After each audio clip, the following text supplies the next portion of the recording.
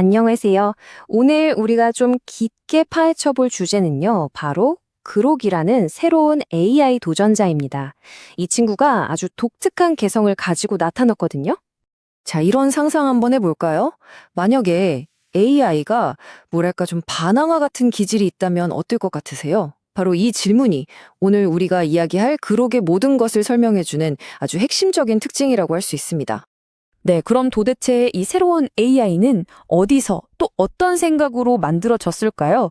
그 배경부터 한번 차근차근 살펴보겠습니다. 네, 바로 그 일론 머스크가 세운 AI 회사죠. xAI에서 개발했습니다. 만든 사람 이름만 들어도 얘가 어떤 성격일지 대충 감이 오지 않으세요? 그럼 그록이 정확히 뭐냐? 정의를 좀 내려볼게요. 여기 보시는 것처럼 필터링을 거치지 않은 솔직한 답변, 아주 통찰력 있는 분석, 그리고 약간의 유머까지 갖춘 그런 생성형 AI입니다. 여기서 핵심은 바로 이거예요. 필터가 없다. 이게 그록을 다른 AI와 구분짓는 가장 큰 차이점이자 우리가 진짜 주목해야 할 부분입니다. 얘네가 내세우는 공식적인 목표가 뭐냐면 진실을 추구하는 AI 동반자가 되겠다는 거예요. 진실 추구라 참 의미심장한 단어죠. 자, 그럼 이제 본격적으로 들어가 보죠. 도대체 왜 그록을 필터 없는 AI라고 부르는지 그 정체성을 한번 제대로 파헤쳐 보겠습니다. 그록의 핵심 정체성을 딱 정리해보면 한 4가지 정도를 볼 수 있는데요. 첫째, 필터링 안 된 답변을 추구한다는 거. 둘째, 유머러스하고 때로는 좀 반항적인 성격을 가졌다는 점. 그리고 기술적으로도 코딩이나 추론 능력이 아주 뛰어나고요. 근데 진짜 중요한 건 마지막, 바로 X 플랫폼이랑 직접 연결돼서 지금 이 순간에 살아있는 정보를 쭉쭉 빨아들인다는 겁니다. 자, 이제 어쩌면 AI 시장의 판도를 뒤흔들 수도 있는 빅매치가 시작됩니다. 새로운 도전자 그록, 그리고 기존의 챔피언 챗 GPT. 한번 제대로 맞붙여 보겠습니다. 이 두 AI를 딱 한마디로 비교하면 이런 느낌이에요. 그록은 최신 유행에 밝고 말 잘 통하는 친구 같은 느낌이고 챗 GPT는 꼼꼼하게 일 처리해주는 전문 비서 같달까요? 애초에 태어난 목적 자체가 좀 다른 거죠. 자, 이 표를 보시면 그 차이가 한눈에 들어오실 겁니다. 먼저 핵심 컨셉부터 볼까요? 그록은 X를 기반으로 하니까 실시간 이슈나 요즘 인터넷에서 유행하는 밈 같은 거 있잖아요. 그런 트렌드를 분석하는 데 아주 강해요. 반면에 챗 GPT는 안정적으로 문서 만들고 코딩하고 이런 업무 생산성 자체에 더 집중하고 있죠. 정보를 찾는 방식도 완전히 달라요. 그록은 X에서 지금 사람들이 무슨 생각하는지 그 실시간 여론을 파악하는 게 주특기고요. 챗 GPT는 웹 전체에서 정보를 싹 긁어와서 출처까지 딱딱 정리해주는 데 강점이 있습니다. 근데 제가 볼 때 가장 재미있는 차이점은 바로 이 안전정책 부분이에요. 그록은 훨씬 더 직설적이고 자유분방합니다.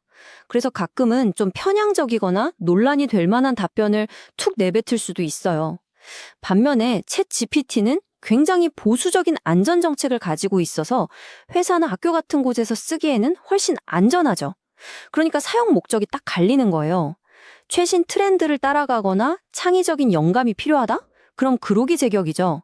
하지만 학교 과제나 회사 보고서처럼 정확하고 안전해야 하는 일에는 챗 GPT가 훨씬 더 든든한 파트너가 될 겁니다. 자, 비교는 이 정도로 하고요. 이제부터는 다른 AI들한테는 없는 그록만이 가진 아주 특별하고 강력한 능력들을 한번 뜯어보겠습니다. 그록의 비장의 무기, 가장 큰 슈퍼파워는 바로 이거예요. X 플랫폼이랑 실시간으로 연결되어 있다는 거.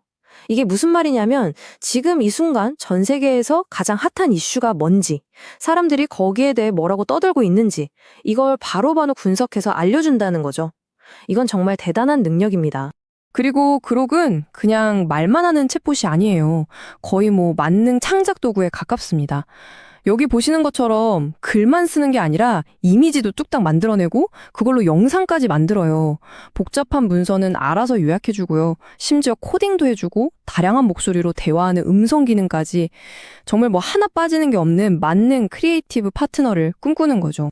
특히 이 영상 만드는 과정은 진짜 간단해서 깜짝 놀랄 정도예요. 그냥 갤러리에서 사진 하나 고르거나 아니면 이런 이미지 만들어줘 해서 생성한 다음에 동영상 만들기 버튼 이거 하나만 딱 누르면 끝입니다. 그럼 이렇게 기본 영상이 바로 뿅 하고 만들어지는 거죠. 근데 여기서 끝이 아니에요. 이걸 또 여러 가지 모드로 편집할 수 있거든요.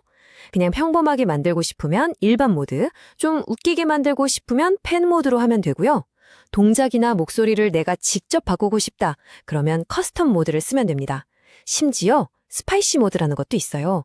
이건 좀 도발적인 콘텐츠를 만들어주는 기능인데 AI가 만드는 콘텐츠의 경계가 어디까지인가 이런 질문을 던지게 만들죠. 물론 이건 논란의 여지도 있고 연령 제한도 있다는 점은 분명히 말씀드립니다. 자, 그럼 정리를 좀 해볼까요? 이렇게 다른 두 AI 중에서 우리는 뭘 써야 할까요? 여기서 중요한 건 어떤 게 더 좋아? 라는 질문이 아니에요. 내게 지금 필요한 건 어떤 거지? 이게 핵심입니다. 바로 이 그림이 모든 걸 딱 보여주죠. 지금 세상 돌아가는 트렌드가 궁금하다, 창의적인 글을 쓰고 싶다, 아니면 그냥 좀 필터 없이 솔직한 대화를 하고 싶다. 그러면 그러기 딱입니다.